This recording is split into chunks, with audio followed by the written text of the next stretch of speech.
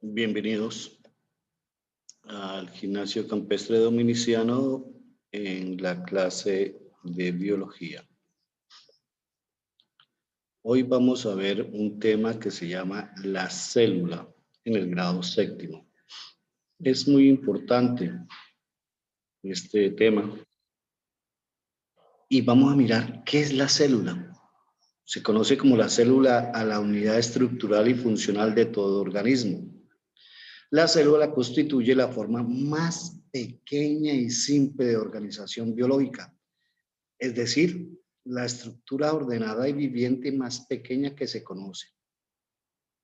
La mayoría de los virus son más pequeños que una célula, pero existen discrepancias entre los científicos respecto a su origen y así sí o no son seres vivientes. Los virus son formados por proteínas, mientras las células están formadas por muchos organelos que tienen una función. Vamos a mirarlos. ¿Cuáles son las clases de células que nosotros tenemos?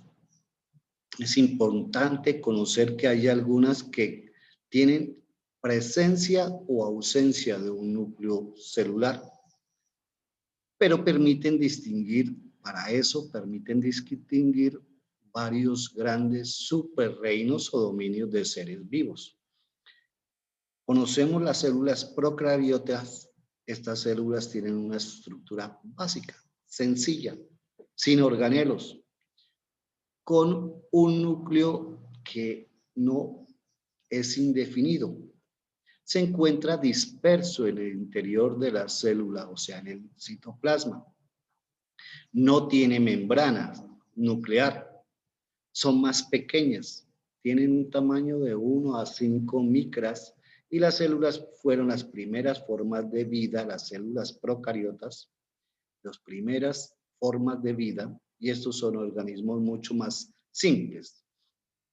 Todos los seres vivos formados por células procariotas son unicelulares. Por lo tanto, podríamos clasificar que las bacterias son unicelulares y son procariotas. Y esas bacterias se clasifican también en cianobacterias, dependiendo del medio donde viven. Las cianobacterias no necesitan oxígeno. La otra clasificación de células se llaman células eucariotas. Estas son más complejas, tienen unas membranas, organelos en su citoplasma, y la característica principal de este tipo de células es que tienen un núcleo definido, encerrado entre la membrana nuclear, donde se encuentra el material genético. Las células eucarióticas son más grandes que las procariotas y pueden variar ampliamente entre 10 a 100 micras. Estas células aparecen más tarde que las procariotas. Su nombre de procariotas es antes del núcleo, o sea, antes siempre está primero las procarióticas y se evolucionaron o empezaron a evolucionar hasta formarse eucariotas. Forman parte de los organismos complejos y multicelulares, aunque también pueden constituir organismos unicelulares, como las levaduras.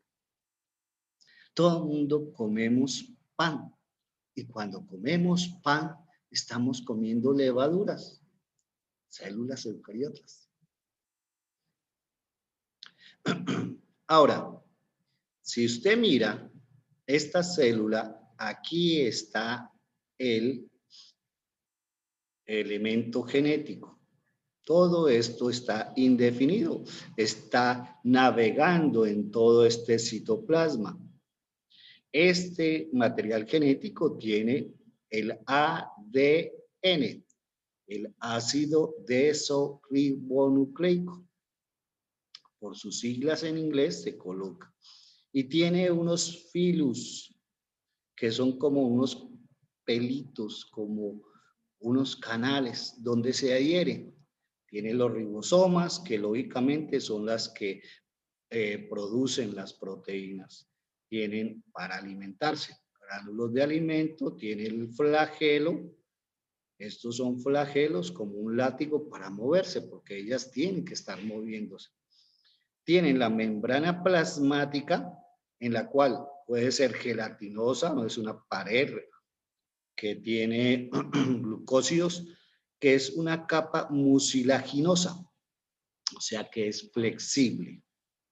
Mientras que en la célula eucariota tenemos nosotros la membrana celular, tenemos el citoesqueleto que nos da formas a los organelos, tenemos la envoltura nuclear, tenemos el núcleo donde está el material genético, el ADN, y tenemos algunos organelos, entre ellos la mitocondria, que es la importante, la que produce la energía para la célula. Tenemos la vesícula o aparato de Golgi, tenemos los centriolos, el retículo endoplasmático, los peroxisomas y los lisosomas, que son la basura de la célula. Ahora bien, tenemos las células animales y vegetales. Mire la diferencia nomás, si usted observa, aquí son células eucariotas, pero la célula vegetal tiene una membrana plasmática y una pared celular, mientras la célula animal no tiene sino una membrana celular. Tiene, lógicamente, un retículo endoplasmático más grande en las células animales porque ahí se fabrican las proteínas, los lípidos, y tienen el núcleo definido. En ambas tienen núcleo definido. Observen también, tanto las células animales como las vegetales, veíamos que poseen mitocondrias, que son los órganos que se llevan a cabo la respiración, que le permite a la célula obtener energía. La moneda energética de todo organismo es el ATP, el adenosín trifosfato, las siglas ATP. El núcleo celular es otra característica compartida por ambos tipos de célula. En esta se encuentra el material genético que ya sabemos que es una hélice del ácido desoribonucleico. Las células vegetales tienen una pared celular rígida. Por lo tanto, ustedes ven, las plantas son fuertes. Así sea cualquier planta, es rígida, principalmente por celulosa. ¿Sabía usted que cuando come helados, está comiendo celulosa para darle rigidez a ese helado? Esta estructura le da forma a la célula y le otorga sostén a la planta. Los organismos vegetales no tienen esqueleto como los animales y por lo tanto necesitan algo de rigidez, que eso es lo que le da la pared celular y la celulosa. Además, las células vegetales poseen una gran vacuola que almacena agua y nutrientes. Por eso usted observa que cuando hace mucho sol, en algunos elementos de la planta ellas se encierran para evitar que se evapore el agua. Le otorga rigidez, le otorga lógicamente protección. Las plantas también se estresan. Las células vegetales poseen cloroplastos, que son órganos de que se lleva a cabo el proceso de fotosíntesis, o eso el proceso de luz del sol para producir glucosa. Es el único ser vivo que es autótrofo, o sea que auto quiere decir propio para producir su alimento. Estos organismos son exclusivos de las células vegetales, o sea, primero, una pared celular rígida, segundo, unos cloroplastos. Entonces, cuando yo miro el dibujo y miro una pared celular, ya puedo decir que es una célula vegetal. Si miro una vacuola, aunque está en los dos, sí, pero la vacuola es muy grande porque almacena agua, ya sé que es una célula vegetal. Las células animales no tienen pared celular y presentan formas variadas a menudo irregulares. Por su parte, las células vegetales suelen ser más grandes y con forma prismática, o sea, con unas bases y con lados paralelos. Los centriolos que participan en la división celular, los lisosomas, que son pequeñas vesículas que tienen enzimas digestivas en la degradación de estructuras celulares. Miremos las partes de las células. La membrana plasmática es la frontera. Todo debe tener fronteras. En su casa, pues tienen paredes para decir, esta es mía y la otra parte es del vecino. Y distingue su interior del exterior. Está formada por una doble capa de fosfolípidos, o sea, de el elemento fósforo con lípidos que podríamos decir vulgarmente son grasas, que separa el contenido de la célula del medio que la rodea y permite el ingreso y la salida de sustancias. Si nosotros hiciéramos una homologación de una analogía de la casa, serían las puertas. Ahí dejamos entrar o salir algunas personas, entonces en la membrana plasmática dejamos entrar. Así pueden entrar o salir ciertas sustancias. La pared celular es una barrera gruesa y estable adicional a la membrana plasmática que le confiere cierta rigidez a la célula. Acuérdense que entonces la pared celular tiene celulosa. Están presentes en las células procarióticas, en los organismos eucarióticos que se encuentran en las células de las plantas y hongos. La pared celular se fabrica a base de diversos materiales y es variable en cada tipo de organismo. El núcleo. Podríamos decir que el núcleo es el cerebro de la célula. Está envuelta en una membrana nuclear formada por doble membrana, o sea que es importante. El núcleo es el organelo exclusivo de las células eucariotas y tiene el material genético donde está el ADN. Ahora, el citoplasma es como el líquido, sustancia gelatinosa que llena el interior de la célula. Entre las membranas plasmáticas y el núcleo, cuando está presente y formada por agua, sales, proteínas y otras sustancias. La función principal del citoplasma es servir de soporte para los organelos de la célula y ayudar a los procesos metabólicos que ocurren dentro de las mismas.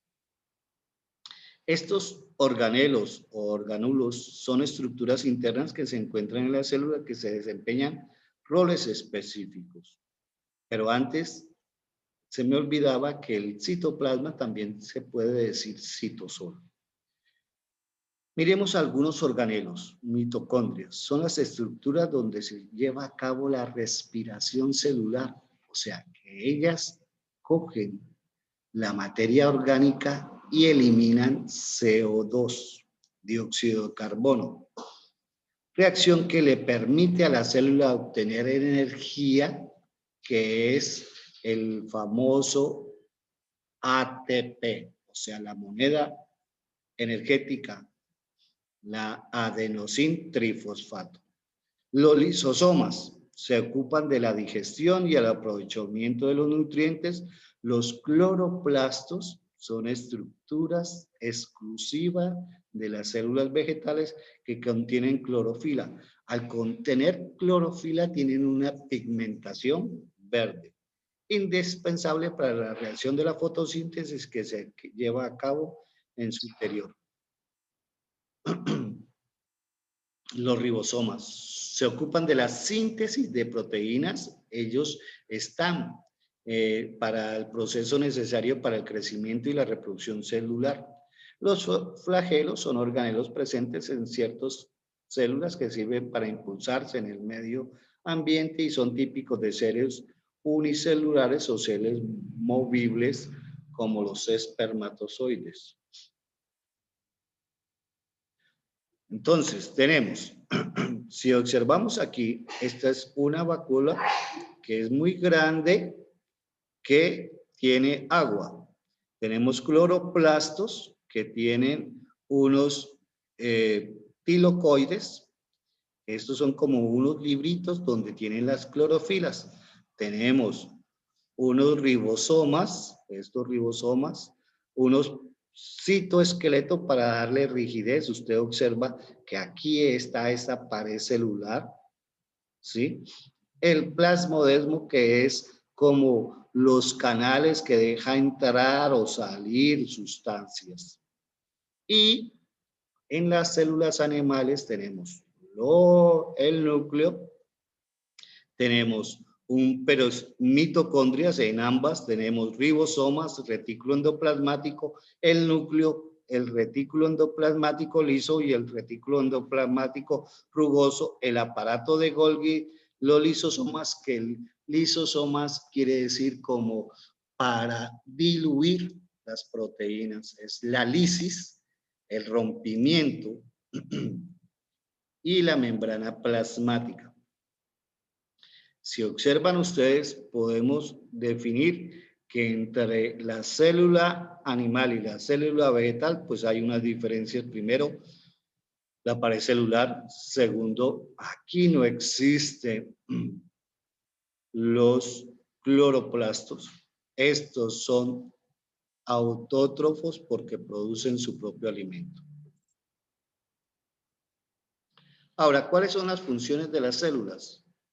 Construir tejidos como la grasa, el músculo, los huesos, el soporte al cuerpo y a sus órganos. Funciones secretoras, generar sustancias indispensables para la vida y a la autorregulación del organismo, como lo hacen las mucosas o las glándulas. Funciones metabólicas, descomponer los nutrientes o transportar a lo largo del cuerpo, como hacen respectivamente las células digestivas en el intestino y los glóbulos rojos en la sangre, que llevan el oxígeno.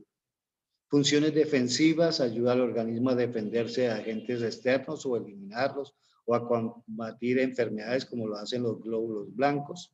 Funciones de control, coordinan enormes diversos procesos del cuerpo, transportando información y generando reacciones específicas a estímulos, como es el caso de las neuronas.